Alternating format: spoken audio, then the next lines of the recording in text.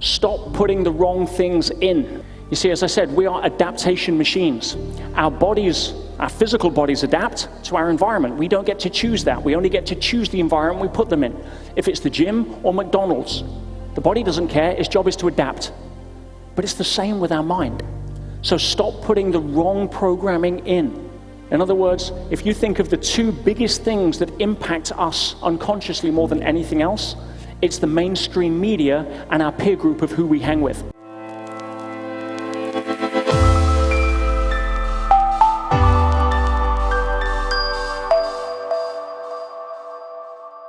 Let's touch on the media for a second.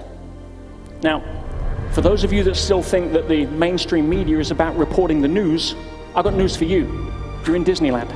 See, the job of the media is not to report the news. Are you kidding me? The job of the mainstream media is to stimulate another part of the brain called the amygdala, which is designed evolutionarily to notice negative before positive, so that they can hook your attention out of the mass of the crowd and record you as a viewing statistic to justify rate cards and advertising. The media is not a charity. So I haven't watched a news report or read a newspaper for pretty much 17 years now. It's all the same news. It's the same news it was 17 years ago. It's just happening to different people. And so you cannot watch the news and be positive. It's like saying, I want to be healthy and I smoke. It just doesn't work. You can go to the gym as many times as you want, but if you're smoking, you can't be healthy. It's a binary equation. And if you're being programmed by the mainstream media, you can't have that default magnetic north move away from being negative. It's constant programming. Now, the second thing, start putting the right things in. Now, we live in a time in society where there's so much great information, whether it's a podcast, whether it's inspirational interviews, whether it's books or the lives of some of the people we looked at earlier. Every single day, or at least every single week, if you want to take your compass needle and start remagnetizing it in a positive direction by exposing yourself to the kind of information that supports your potential and your greatness and where you want to go. Now, there's no excuse for not being able to do that now in a society where it's so available. But if you're not choosing to do that, by default, you're going to be hooked into somebody else's agenda. If you don't start filming as the star of the movie in your life, by default, you're going to end up as a film extra in somebody else's. And then the third point, get the things that shouldn't be in there out. What do I mean by that? Work with a decent mentor or a coach that understands how to navigate the minefield of human behavior. Somebody that isn't just going to teach you skills, but somebody that can reach in and find those unconscious patterns and be able to rip them out for good. I'll give you an example. I had a client come to me a while back who said, I want to learn time management. Now, a normal coach or what have you would probably teach them some good time management skills. But within 2 minutes, it was easy to see that time management wasn't the issue. The real issue was his inability to deal with rejection. And therefore, he was saying, he wasn't saying no to people, because by saying no, it would trigger a rejection response.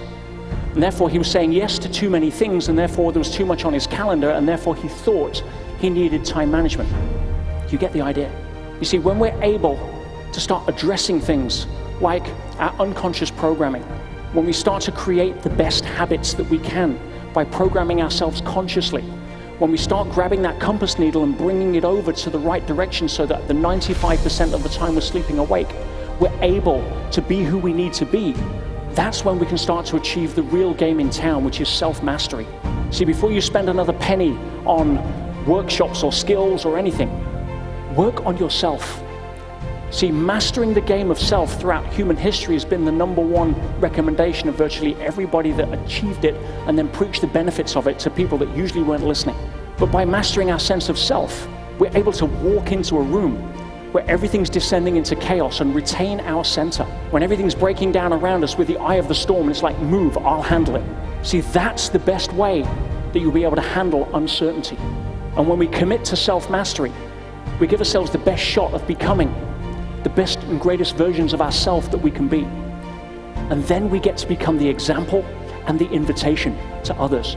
Not the imposition. Nobody changes because you tell them to. People change because they're inspired to change. And we can only inspire them by being the example and the invitation.